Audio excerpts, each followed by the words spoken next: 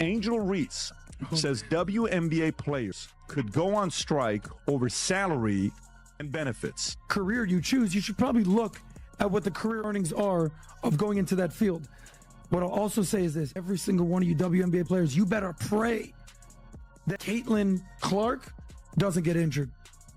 She's keeping your league up. Angel Reese set off a wave of debate after saying players might sit out if they aren't paid what they believe they deserve.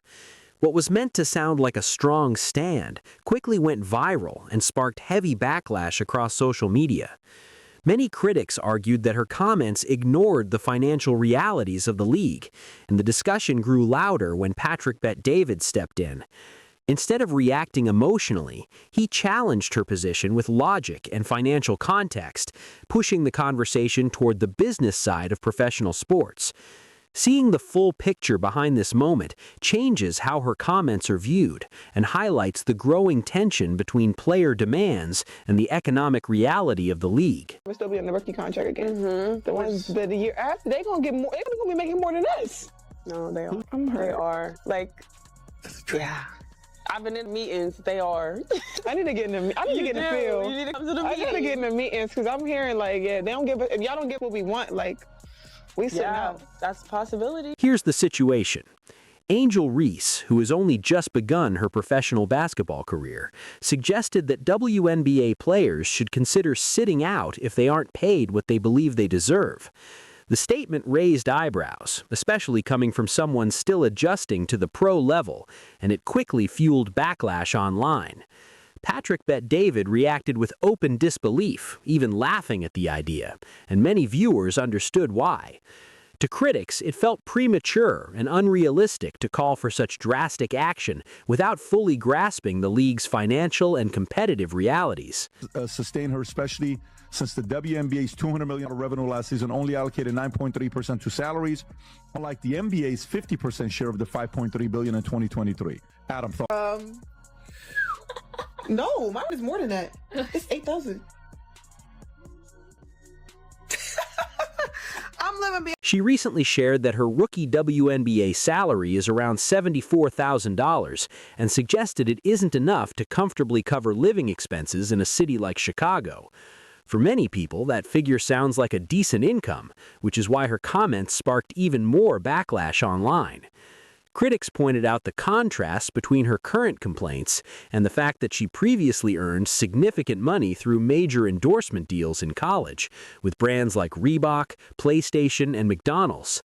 The situation highlighted what many see as a disconnect between personal earnings, lifestyle expectations, and the financial realities of professional women's basketball. Possibility. Reese has been vocal about her low WNBA salary, revealing her $74,000 a year salary doesn't cover rent, stating on Instagram Live, "I just hope you know that the WNBA doesn't pay my bills at all. I don't even think they pay one of my bills." Reese's financial struggles from WNBA salary not matching her past earnings, as her NIL valuation at LSU was $1.8 million, bolstered by deals with Reebok, PlayStation, McDonald's, and Coach, while a 4-year rookie deal was $324,000 with $74,000 due. No, the WNBA don't pay my bills at all.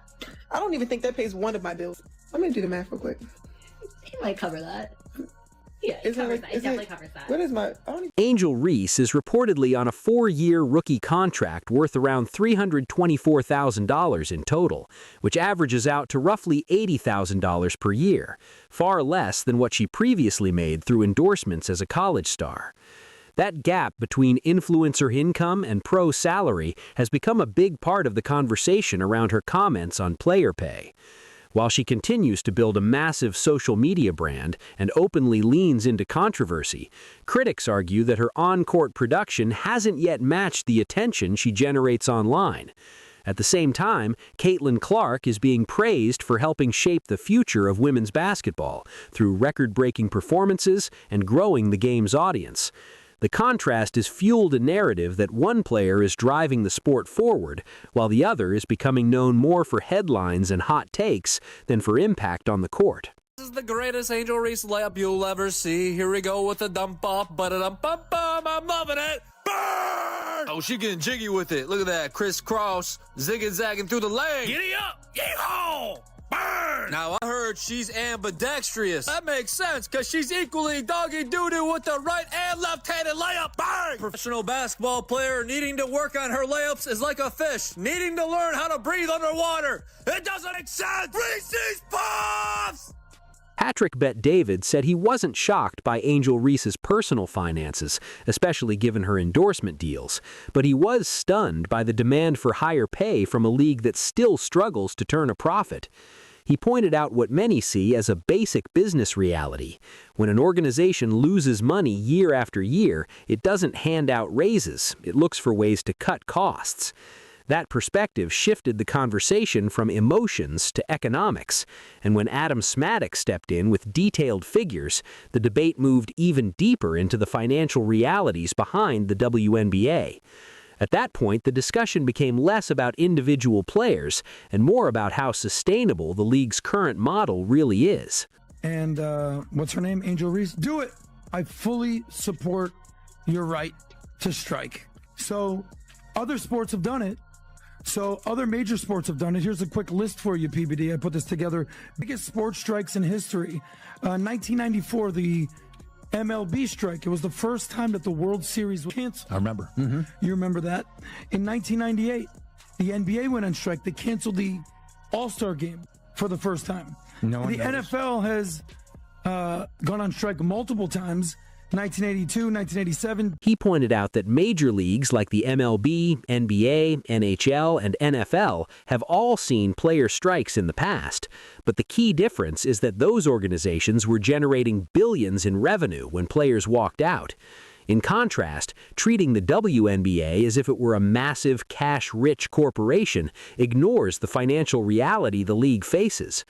Critics argue that demanding dramatic pay increases from a league still fighting for profitability misses the economic context and risks doing more harm than good to the long-term growth of the sport. That's when you're going to go on strike.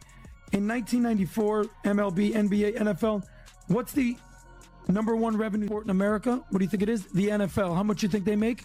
$17 billion. The NBA, a little over $11 billion. The MLB, also $11 billion. The NHL, $7 Patrick Bet-David was blunt about the financial reality, arguing that the WNBA continues to operate at a significant loss each year, which makes long-term sustainability a serious concern.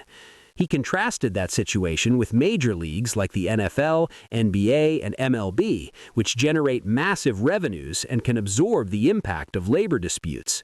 In contrast, the WNBA's revenue base is far smaller, and its margins are thin, making any push for drastic financial changes far more complicated. To him, the league's current position highlights how fragile the business model still is, and why calls for major pay increases spark such heated debate. alleged $150 to $200 million company. You're operating at a loss every single year. You've never made money. It's called a zombie company. Here's another challenge the WNBA faces. The league has been operating at a loss since its inception in 1997, more than 25 years of financial struggle. Despite the hype around stars like Caitlin Clark, record-breaking ratings, and packed arenas, the league continues to run in the red. Many critics argue that the WNBA should have folded long ago, yet it survives, largely supported by the financial backing of its wealthier NBA counterpart. This ongoing struggle underscores just how delicate the league's business model remains, and why debates about player pay spark such intense controversy. Real quick, rapid fire. Go. WNBA stats. Here we go. You're a sports guy. How many teams are in the WNBA? 9? No, 13. How many games do they play? 80? 40. Damn it. Who won the championship this year and who played in the finals? The Florida Magics. No, the New York Liberty beat the Minnesota Lynx. Who? Part of the WNBA's challenge comes down to scale. With only 12 teams, each playing 40 games per season, revenue from tickets and TV deals is far lower than in leagues like the NBA, which has 30 teams and 82-game schedule. Even with expansion on the horizon, the league still operates on a much smaller scale, making it harder to generate profits. Critics point out that this basic financial reality is often overlooked by players like Angel Reese or Dee Carrington, who call for major pay increases without fully accounting for the league's limited resources. She was unanimous. She got all the votes. Dylan Mulvaney. Yes. Yes. Aja Wilson. Oh, You just failed the test, I'm buddy. sorry. WNBA. Angel Reese's threats to sit out for higher pay have ignited a heated debate, but the reality is that the WNBA has been operating at a loss since 1997, relying heavily on NBA support to stay afloat. While Reese complains about her rookie salary and issues demands, Caitlin Clark is driving record attendance, TV ratings, and merchandise sales, giving the league one of its rare opportunities for profitability. Experts argue that demanding raises from a financially struggling league isn't bold, it's delusional. With NBA subsidies cushioning the losses, a player strike could actually save money. The WNBA's future depends on embracing star players like Clark, who grow the game and attract fans, rather than focusing on tantrums or empty threats. Until the league turns a profit, bigger paychecks aren't just unrealistic, they're impossible.